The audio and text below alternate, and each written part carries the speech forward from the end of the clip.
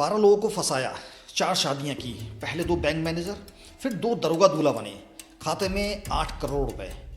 ये कहानी है कानपुर की एक दुल्हन की जिसका मकसद शादी के जाल में लोगों को फंसाकर सिर्फ रुपए ऐंठना था। इस लुटेरी दुल्हन को कानपुर पुलिस ने सोमवार को गिरफ्तार कर लिया और दुल्हन का नाम है दिव्यांशी चौधरी। दिव्यांशी ने 2 बैंक अधिकारियों समेत 12 से अधिक लोगों को अपने प्यार के जाल में फंसाकर बहुत मोटी रकम वसूली।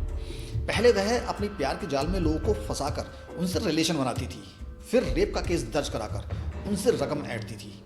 दिव्यांशी ने पहले 2 बैंक मैनेजर से शादी की थी, फिर उन पर रेप का केस दर्ज करा दिया। कोर्ट में ट्रायल के दौरान वह अपने बयान से पलट गई और मोटी रकम वसूली। इसके बाद मेरठ में ही तैनात एक दरोगा से शादी रचाई। कुछ दिनों बाद दरोगा पर भी फर्जी रेप का केस दर्ज करा दिया। दिव्यांशी पर शिकंजा तब कसा जब कानपुर के ग्वालटोली थाने में तैनात दरोगा आदित्य कुमार से इसकी शिकायत की।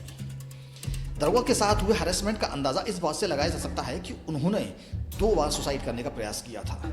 इसके बाद पुलिस ने दिव्यांशी की जांच शुरू की। उसके खाते में मेरठ में तैनात रह चुके दरोगा, इंस्पेक्टर और सीओ तक के खातों से करोड़ों रुपए का ट्रांजैक्शन मिला था। उसके गैंग में कई पुलिसकर्मी शामिल हैं।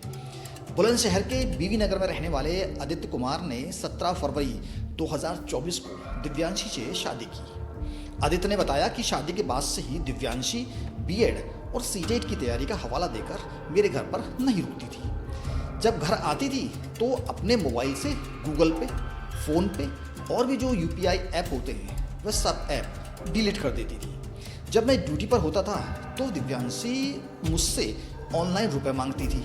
इस पर मुझे शक हुआ, लेकिन मैंने कोई ख़ास तवज्जो नहीं दी। लेकिन शादी के 4 महीने बाद जब मैं छुट्टी पर घर गया तब दिव्यांशी भी घर पर ही थी। मैंने उससे पूछा कि मैं जब घर आता हूँ तो तुम सभी यूपीआई ऐप क्यों डिलीट कर देती हो। इस पर दिव्यांशी ने कोई जवाब नहीं दिया। इसके बाद मैंने दिव्यांशी से ज़बरदस्ती सभी यूपीआई ऐप डाउनलोड करवाए। उसके बाद जब मैंने उन यूपीआई ऐप्स को चेक किया तो मेरे होश उड़ गए। ट्रांजैक्शन में हिस्ट्री में 10 से ज़्यादा खातों में करोड़ों रुपए का ट्रांजैक्शन किया गया था। जब इन ट्रांजैक्शन के बारे में मैंने दिव्यांशी से पूछा तो दिव्यांशी मुझसे लड़ने झगड़ने लगी और ज़बरदस्ती अपने मायके चली गई। उसके बाद 25 दिसंबर को कानपुर पुलिस कमिश्नर के ऑफिस में दिव्यांशी ने बहुत ही बड़ा हाई वोल्टेज ड्रामा किया। उसने ग्वालटोली थाने में तैनात अपने पति आदित्य पर परेशान करने और 14,50,000 रुपये हड़पने का आरोप लगाया और कहा कि दरोगा पति के कई महिलाओं से अवैध संबंध हैं। वह सोशल मीडिया पर लड़कियों को अपने चंगुल में फंसाता है, इसके बाद उनसे दोस्ती करके शारीरिक संबंध बनाता है, उनकी वीडियो बनाकर महिलाओं को ब्लैकमेल करता है। फिलहाल इस केस में जांच चल रही है। दूसरी तरफ कानपुर में ही एक एलएलबी की छात्रा ने एक सिपाही के ऊपर शादी का झांसा देकर शारीरिक शोषण का आरोप लगाया है। सिपाही मंगलवार को दूसरी लड़की से गेस्ट हाउस में शादी करने जा रहा था। यह पता चलते ही उसकी एलएलबी गर्लफ्रेंड पुलिस फोर्स के साथ गेस्ट हाउस में पहुंच गई, लेकिन सिपाही को इस छापे की भनक पहले ही लग गई, जिसकी वजह से वह अपनी होने वाली बीवी के साथ वहां से फरार हो गया। और भनक लगती भी क्यों नहीं, क्योंकि वह एक ऑलरेडी सिपाही है और छापा डालने वाले भी सिपाही, तो इनके बीच तो सांठगांठ होना आम बात है। फिलहाल सिपाही की प्रेमिका यानी एलएलबी की छात्रा ने बताया कि कांस्टेबल ने उसे फेसबुक के जरिए अपने प्यार के जाल में फंसाया था। फिर 6 महीने तक रिलेशनशिप में रहा। इसके बाद शादी की बात से मुकर गया।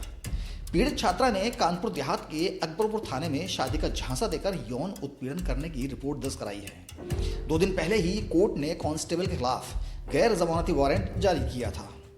इस मामले में एसीपी चक्री अभिषेक पांडे ने बताया कि कांस्टेबल सचिन अपनी गर्लफ्रेंड को शादी का झांसा देकर यौन उत्पीड़न करने समेत अन्य गंभीर धाराओं में अकबरपुर थाने से फरार चल रहा है।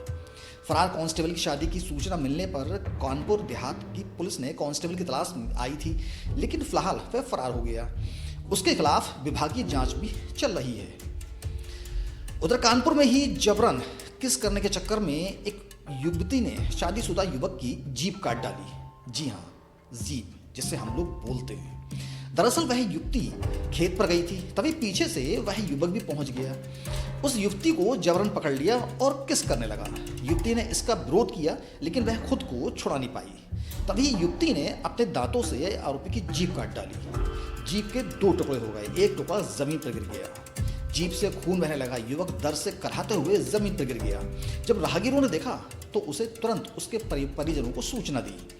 उस युवक के परिजन तुरंत उसे कटी जीप के साथ अस्पताल लेकर पहुंचे, जहां डॉक्टर भी उसे देखकर हैरान रह गए। जीप कटे होने की वजह से उस युवक के शरीर से काफ़ी खून बह चुका था। उसकी हालत बिगड़ती जा रही थी। इस वजह से उसे कानपुर रेफर कर दिया गया। पुलिस ने इस मामले में युवक पर ही मुकदमा दर्ज किया है। घटना सोमवार को बयावार थाना क्षेत्र के दरियापुर गांव की है। फिलहाल कानपुर के अंदर क्राइम जो है वो ज़्यादा बढ़ता जा रहा है। मिलते हैं एक और सच्ची खबर की वीडियो के साथ, तब तक के लिए अपना ख्याल रखिएगा। जय हिंद।